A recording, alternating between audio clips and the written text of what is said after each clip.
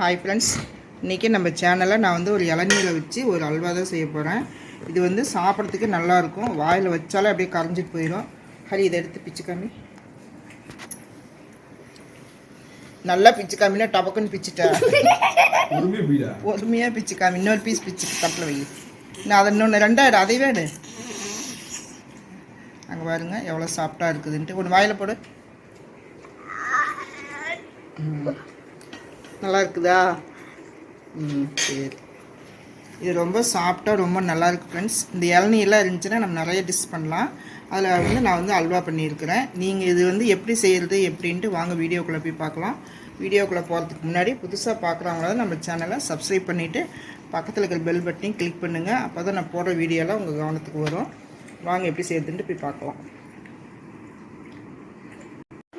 இந்த அல்வா செய்கிறதுக்கு நான் வந்து ஒரு கப்பு கார்ன்ஃப்ளவர் மாவு எடுத்துருக்கிறேன். இந்த மாதிரி ஒரு கப்பில் தான் எடுத்துருக்கிறேன். நீங்கள் வந்து கப்பு டம்ளர் அப்படி இதுலேயாவது அளந்துக்கோங்க. ஆனால் எல்லாமே நம்ம வந்து அதில் தான் அளக்கணும். ஒரு இதுலேயே 2 கப்பு இளநீ, அப்புறம் இதுலேயே 3 கப்பு சர்க்கரை அளந்து வச்சுருக்கிறேன். இதுக்கு கொஞ்சமாக நெய், ஒரு 4 டேபிள் ஸ்பூன் தேவைப்படும். அந்த நெய் எடுத்து வச்சுக்கிறேன். அப்புறம் நெய்யில் பொரிக்கிறதுக்கு கொஞ்சமாக பாதாமும் முந்திரியும் கட் பண்ணி வச்சுருக்கிறேன். இப்போ வந்து இந்த கடாயில் 1 ஸ்பூன் நெய் ஊற்றி வச்சுக்கிறேன். நெய் காஞ்சதுக்கப்புறம் இந்த இதில் நம்ம வறுத்து எடுத்துக்கலாம்.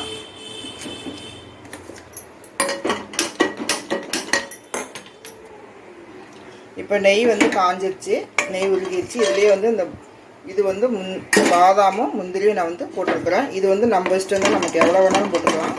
இதை வந்து நல்லா ஃப்ரை பண்ணி எடுத்துக்கலாம். இதை நல்லா ப்ரௌனாக ஃப்ரை பண்ணி எடுத்துகிட்டு இதிலே நம்ம வந்து சர்க்கரை போட்டு நம்ம வந்து கரைச்சிக்கணும். எல்லாத்தையும் நான் வந்து ப்ரௌனாக நல்லா பொரிச்சு எடுத்துக்கிட்டேன். இப்போ இதிலே வந்து நம்ம வந்து 3 கப்பு தண்ணி ஊற்றிக்கலாம். இதிலே தான் நான் எல்லாத்தையும் அளந்துக்கிறேன். 3 கப்பு. நம்ம எதில் டம்ளரோ கப்பு நம்மக்கிட்ட என்ன இருக்கோ அதை வச்சு நம்ம அளந்துக்கலாம். ஒரே ஒன்றுலேயே அளந்துக்கோங்க, நல்லாயிருக்கும்.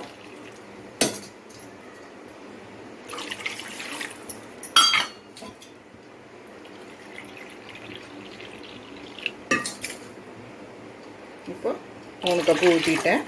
இப்போ வந்து இது வந்து இதிலே நம்ம வந்து எடுத்து வச்சுக்கிற சர்க்கரை போட்டுக்கலாம். சர்க்கரை வந்து நல்லா கரையணும். இது நல்லா கரையிறதுக்குள்ளார நம்ம வந்து இந்த கார்ன்ஃப்ளவர் மாவை கரைச்சி வச்சுக்கலாம். 1 கப்பு கார்ன்ஃப்ளவர் மாவு, அதில் 2 கப்பு இளநீ தண்ணி.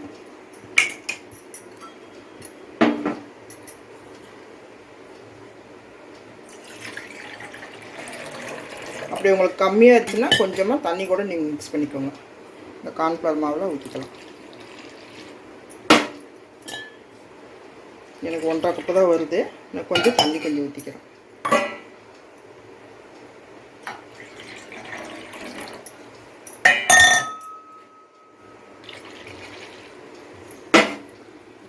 இப்போ ஒரு விஸ்க் வச்சு வந்து நம்ம நல்லா கலந்துக்குவோம்.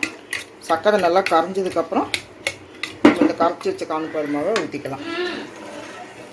சர்க்கரை வந்து நல்லா கரையிட்டோம். இப்போ பாருங்கள், சர்க்கரை வந்து நல்லா கரைஞ்சிட்டு நல்லா கொதிக்குது. இப்போ வந்து நம்ம வந்து இதில் இந்த கரைச்சி வச்சுக்கிற கார்ன்ஃப்ளவர் மாவை இதில் ஊற்றிட்டு கிளறிட்டே இருங்க.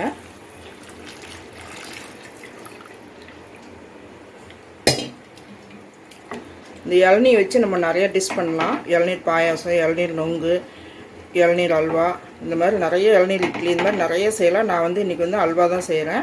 இது வந்து கை விடாமல் கிளறிட்டே இருங்க. இதில் வந்து நம்ம கலர் வேணும்னா ஒரு சிட்டிகை மஞ்சத்தூள் போட்டுக்கலாம்.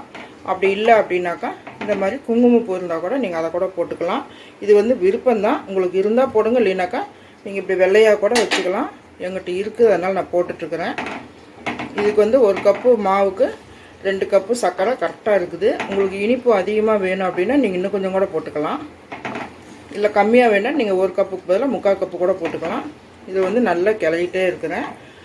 இதெல்லாம் செய்யறதுக்கு முன்னாடி இந்த இடையில வந்து ஒரு தட்டில் வந்து நெய் தடவி இந்த மாதிரி வச்சுக்கோங்க ரெடியாக. இப்போ இதில் வந்து நான் வந்து கொஞ்சமாக நெய் ஊற்றுறேன். 1 ஸ்பூன் ஊற்றுறேன். இது வந்து நல்லா கிளறிட்டே இருக்கணும். நல்லா சுருண்டு வரும். அப்போ நம்ம அதை எடுத்துடலாம். கிளறிட்டே இருந்தீங்கனாக்கா இந்த மாதிரி நல்லா கெட்டியாக வரும். இன்னும் வந்து நல்லா சுருண்டு வரணும். இப்போ வந்து நான் வந்து நெய் ஒரு 2 ஸ்பூன் ஊற்றிக்கிறேன். இது வந்து சின்ன ஸ்பூன் தான், அதனால் ஒரு 2 ஸ்பூன் ஊற்றிக்கிறேன். ஒரு 3 ஸ்பூன் 4 ஸ்பூன் நெய் இருந்தால் போதும். நல்லா ஈஸியாக பண்ணிடலாம். அது நல்லா சுருண்டு வந்ததுக்கப்புறம் நம்ம ஒரு தட்டில் ஊற்ற வேண்டியதான், நெய் தடவின தட்டில் ஊற்ற வேண்டியதான். நான் வந்து 1 கப்பு மாவு தான் போட்டேன். பாருங்க எவ்வளோ நல்லா இருக்குதுன்ட்டு, நிறையா வருது, பளபளன்ட்டு இருக்குது. இது வந்து இப்படி கிளறிட்டே இருப்போம். இன்னும் கொஞ்சம் சுருண்டு வரணும். கை விடாமல் கிளறுங்க, இல்லைன்னா அடி பிடிச்சிக்கும், அப்புறம் மேலேயும் தெரிக்கும். அதனால் வந்து நம்ம வந்து கை விடாமல் கிளறிட்டே இருக்கணும். இப்போ பாருங்கள் நல்லா சுருண்டு வருது. இன்னும் கொஞ்சம் இன்னும் ஒரு 2 நிமிஷம் வச்சுருந்தோம்னாக்கா நல்லா சுருண்டு வந்துடும். இப்போ நான் வந்து இந்த வறுத்து வச்சுக்கிற இந்த பாதாம் முந்திரியை போட்டுக்கிறேன். இன்னும் கொஞ்சம் போடுறேன், மேலே டெக்கரேஷன் கொஞ்சம் போட்டுக்கிறேன்.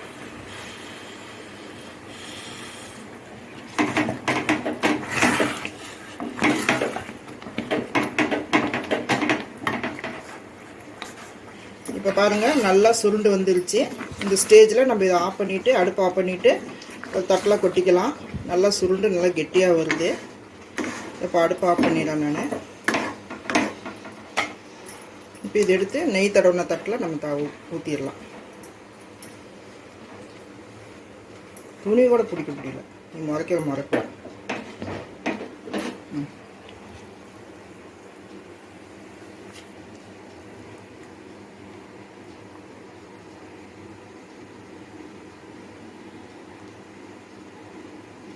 அவ்வளோதான். இதெல்லாம் நம்ம அப்படியே வலிச்சு போட்டுக்கலாம்.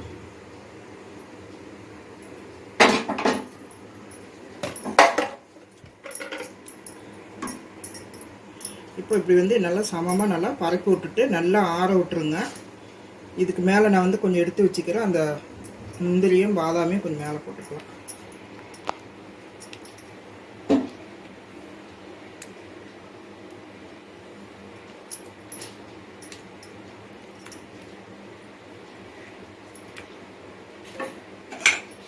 இப்போ கொஞ்சம் எடுத்து வச்சுருக்கிறத இப்படி மேலே கொஞ்சம் தூவி வச்சுக்கலாம்.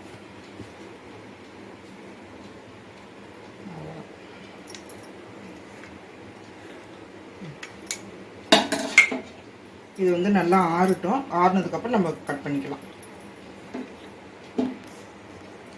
இப்போ பாருங்கள் நல்லா ஆறிடுச்சு, நல்லா செட் ஆகிருச்சு. இப்போ நம்ம வந்து மேலே வந்து ஒரு தட்டு போட்டு அப்படியே கமுத்தி விட்டோம்னாக்கா அப்படியே கமுந்துக்கும். நல்லா தட்டி விடும். இப்போ இந்த தட்டை எடுத்தோம்னாக்கா அது விழுந்துடும்.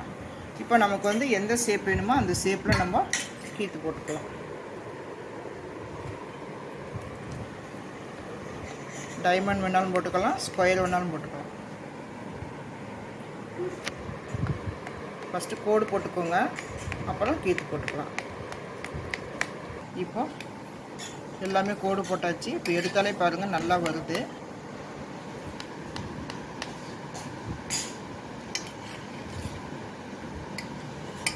விரலையும் அடிச்சாங்க.